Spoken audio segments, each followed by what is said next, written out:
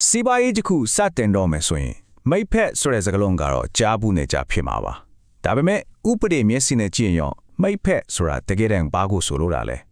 ဲစာချုပ်မရှိရင်တော့မိဖက်တယောက်ဖြစ်သွားနိုင်သလားဒီအကြောင်းတွေကိုအရေးမက်တွေကနေထုတ်နှုတ်ထားတဲ့အချက်လက်တွေနဲ့အတူလေ့လာကြည့်ကြရအောင်ပါကဲစိတ်ကူးကြည့်လိုက်ရအောင်မိတ်ဆွေတင်ငယ်ချင်းတယောက်နဲ့ပေါင်းပြီးတော့လေအမိုက်စာ business idea တခုရလာတယ်ဆိုတော့ဒါဟာတော်တော်လေးကိုစိတ်လို့ရှားစရာကောင်းတဲ့အစတစ်ခုပါဒါပေမဲ့ဒီလိုအတူတူလှုပ်ဆောင်မှုကဥပဒေရှုထောက်ကနေဘလို့ပုံစံဖြစ်သွားနိုင်လဲဆိုတာကိုတော့ထည့်သွင်းစဉ်းစားဖို့လိုလာပါပြီဟုတ်ပြီပထမဆုံးအပိုင်းကိုစလိုက်ကြအောင်ဒီတင်ငယ်ချင်းတယောက်ရဲ့စိတ်ကူးလေးတစ်ခုကနေတကယ်စီးပွားရေးလုပ်ငန်းတစ်ခုဖြစ်တရားဝင်ပုံဖော်တဲ့အခါဥပဒေအရဘာတွေပြောင်းလဲသွားမလဲဘာတွေကိုအဓိကထားပြီးကြည့်တင်လဲဆိုတာကိုအတူတူလေ့လာကြည့်ကြအောင်ဒါကတော်တော်လေးကိုအရေးကြီးတယ်ချင်နော်ကိုရီဘက်ကဒါကအဆူဆက်လုပ်ငန်းပါလို့တရားဝင်မပြောထားရင်နော်လုံနေတဲ့ပုံစံပုံမူတည်ပြီးတော့ဥပဒေအရအလိုလိုကိုအဆူဆက်လုပ်ငန်းဖြစ်သွားနိုင်တယ်ဆိုတဲ့သဘောပါဒါရရွေချက်ရှိရှိနဲ့ဖြစ်နိုင်တယ်လို့မရည်ရွယ်ဘဲနဲ့လည်းဖြစ်သွားနိုင်ပါတယ်အလိုအလျောက်ဖြစ်သွားနိုင်တယ်ဆိုတော့ဒါဆိုရင်ဥပဒေကတော့အဆူဆက်လုပ်ငန်းဆိုတာကိုဘယ်လိုများအတိအကျအတိပဲဖွင့်ထားလဲအဲ့ဒါကိုတီးဖို့ကအရေးကြီးဆုံးပဲပေါ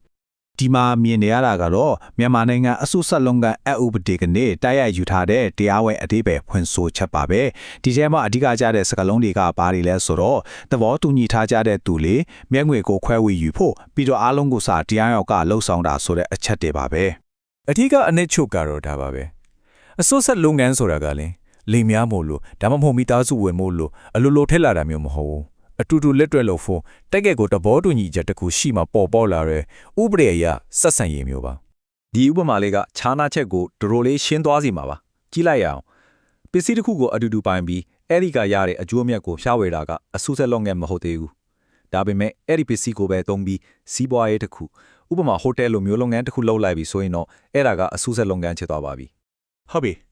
ခုနတရားဝင်အသေးပဲခွင့်ဆိုချက်ကနည်းနည်းတော့ရှုံနိုင်တယ်ဟောနော်ဒါကြောင့်အစိုးရလုပ်ငန်းတစ်ခုဖြစ်ဖို့အတွက်မရှိမဖြစ်လို့ကိုလိုအပ်တဲ့အဓိကအချက်၃ချက်ကိုပဲလွယ်ကိုမှတ်လို့ရအောင်ခွဲကြည့်လိုက်အောင်မှန်ပါတယ်တောင်းချက်ဒီပါပဲဥပဒေအရအစိုးရလုပ်ငန်းတစ်ခုလို့သတ်မှတ်ခံရဖို့အတွက်ဒီချက်၃ချက်ကမဖြစ်မနေလို့အပ်ပါတယ်တစ်ချက်မှကိုချန်ထခဲ့လို့မရပါဘူး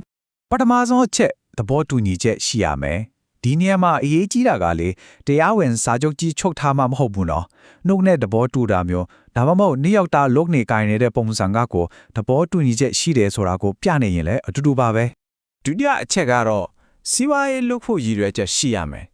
ဆိုလိုတာကဒီလိုအတူတူလုပ်ကြရတဲ့အဓိကပန်းတိုင်ကပရိဟိတအလုပ်ဖို့ဒါမှမဟုတ်တခြားကိစ္စတွေမဟုတ်ပဲလုပ်ငန်းငယ်တွေရလာမဲ့အကျိုးအမြတ်ကိုခွဲဝေယူဖို့ဖြစ်ရမယ်ဆိုတဲ့သဘောပါနောက်ဆုံးနဲ့အရေးကြီးဆုံးချက်ကတော့ mutual agency လို့ခေါ်တဲ့အပြန်အလှန်ကိုစားလည်ဖြစ်ဆောင်ရွက်ခြင်းပဲဖြစ်ပါတယ်။ဟုတ်ဒါဘာကိုပြောတာလဲဆိုတော့ Mayfed တယောက်ကလုပ်ငန်းနဲ့ပတ်သက်ပြီးလုပ်လိုက်တဲ့ကိစ္စတိုင်းဟာလုပ်ငန်းတစ်ခုလုံးကိုကိုစားပြုတယ်။ပြီးတော့ကျန်တဲ့ Mayfed အားလုံးကပါအလိုလိုတာဝန်ရှိသွားစေတယ်ဆိုတာပါပဲ။ကဲအခုဆိုဒီအချက်၃ချက်ကိုတည်ထားပြီးဆိုတော့ရှင်းပြီလို့ထင်ရှားရှိတယ်။ဒါပေမဲ့လူများစုအထင်လွဲသဆုံးအချက်တစ်ခုကြံနေပါသေးတယ်။အဲ့ဒါကဘာဖြစ်မလဲအမြဝယ်စုရတဲ့ရောအဲ့ဒီလူကအဆုဆက်မိတ်ဖက်တယောက်ဖြစ်သွားပြီလားဒါကတော်တော်လေးစိတ်ဝင်စားစရာကောင်းတဲ့မေခွန်းတစ်ခုပဲတိုက်ရိုက်ဖြေကတော့အမဲတန်းတော့မဟုတ်ဘူးဆိုတာပါပဲဥပဒေရလေအမြောင်းငွေခွဲဝေရောနဲ့လို့အဆုဆက်မိတ်ဖက်ဖြစ်တယ်လို့တတိချပြောလို့မရပါဘူးဒါကအရေးကြီးတဲ့တဲလုံးဆက်တစ်ခုတော့ဟုတ်တယ်ဒါပေမဲ့အခိုင်အမာတက်တယ်တော့မဟုတ်သေးဘူးဒီမှာပြထားတာတွေကတော့ဥပဒေကနေအတိအလင်းကင်းလွတ်ခွင့်ပေးထားတဲ့အခြေအနေတွေပေါ့ဥပမာလုပ်ငန်းကိုပိတ်ဆန်ချေထားတဲ့သူကအတိုးအနေနဲ့အမျက်ရာခိုင်နှုန်းကိုယူရမျိုးဒါမှမဟုတ်ဝန်ထမ်းတစ်ယောက်ကလစာအပြင် bonus အနေနဲ့အမျက်ဝေစုရတာမျိုးပေါ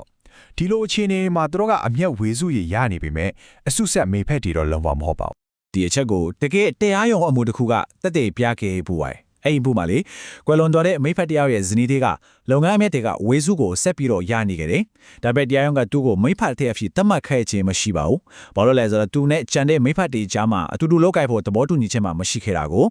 ကဲနောက်ဆုံးနေတဲ့ဒါကတော့အရေးကြီးဆုံးဒီဘေချက်တစ်ခုလို့ပြောလို့ရတယ်။တကယ်တော့မိဖက်မဟုတ်ဘဲနဲ့မိဖက်တယောက်ရဲ့တာဝန်အားလုံးကိုထားရနိုင်တဲ့ခြေအနေမျိုးရှိနေပါတယ်။ကြောက်စရာကောင်းတယ်ဟုတ်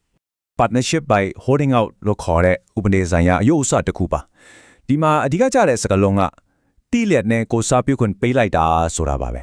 ရှင်းရှင်းလေးပြောရရင်ကိုမိဖက်တယောက်ပါလို့တခြားသူတွေကယုံသွားအောင်ခွင့်ပြုထားရင်ဥပဒေကလည်းကိုမိဖက်တယောက်လိုပဲသဘောထားလိုက်နိုင်တယ်ဆိုတာပါပဲဥပမာလုပ်ငန်းရဲ့စာရွက်စာတမ်းတွေမှာကိုယ့်နာမည်ကိုတုံးဝင်ပေးထားတာမျိုးပေါ့ဒါမှမဟုတ်လူတွေကကိုမိဖက်လို့မိတ်ဆက်နေတာကိုမဟုတ်ပါဘူးလို့မငင်းပဲနေလိုက်တာမျိုးတွေကကိုတာဝန်ရှိသူတယောက်ဖြစ်သွားစေနိုင်ပါတယ်တကယ်တော့မိဖက်မဟုတ်ရင်တောင်ပါပေါ့ ဒီတော့ဒီတင်ဆက်မှုတစ်ခုလုံးရဲ့အနှစ်သာရကဒါပါပဲအစုဆက်လုံငန်းဟုတ်မဟုတ်ဆုံးဖြတ်တဲ့အခါဥပဒေကစာချုပ်တရက်တဲကိုကြည်တာမဟုတ်ဘူးအမျက်ခွဲဝဲတာတစ်ခုတည်းကိုလည်းကြည်တာမဟုတ်ဘူးအချက်လက်တွေအားလုံးလုပ်ရက်တွေသဘောတူညီချက်တွေအားလုံးကိုခြုံငုံထုံးသပ်ပြီးတော့လူမျိုးကြားကတကက်အစိအမှန်ဆက်ဆံရေးကဘာလဲဆိုတာကိုပဲအဆုံးဖြတ်ပေးတာဖြစ်ပါတယ် ဒီတော့နောက်ဆုံးအနေနဲ့စဉ်းစားစရာလေးတစ်ခုချန်ထားခဲ့ခြင်းပါတယ်စီးပွားရေးလောကထဲမှာစကားတစ်ခုလက်တစုံနဲ့သဘောတူညီလိုက်ရုံကကိုယ့်ရဲ့အခွင့်အရေးနဲ့တာဝန်တွေကိုကာကွယ်ပေးဖို့အတွက်တကယ်ပဲလုံလောက်တဲ့အားမချွန်ချက်ပေးနိုင်မှာမလား